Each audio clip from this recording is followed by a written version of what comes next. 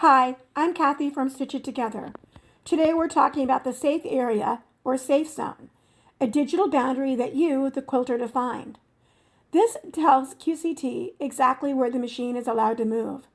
It's essential for protecting both your quilt and your equipment. This is Gracie, our beautiful long arm quilting machine.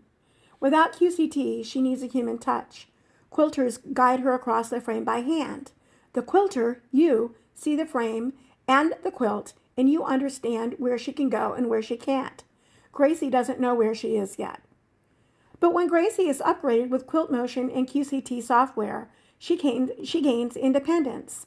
Now she can move on her own across the quilt and stitch automatically. Each time you open QCT, it's like Gracie is waking up. She comes online and suddenly becomes aware that she exists in space. But here's the funny part. Gracie wakes up believing she's in infinite space. She doesn't yet know her limits. She thinks she can move in any direction forever. To help her get oriented, the quilter sets a reference point. This gives Gracie her first clue about where she is in space. But one single point only tells Gracie where she is, not how far she can move. Without defined edges, she still believes she can move in any direction and that her bounds are endless. That's where the quilter comes in. You create a safe area, a defined box that tells Gracie exactly how far she's allowed to travel while she's quilting and sewing. That boundary keeps the stitching area safe. You could just use the whole frame as a safe area, but that's risky. There are often areas that have no fabric at all. Just because Gracie can move across the frame doesn't mean that she should. Quilting in empty space can cause serious problems. So how do we define a safe area that's truly safe?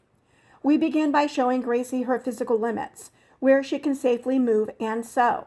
First, we roll the machine to the take-up rail, right where it meets the left side of our backing fabric, and we mark that point.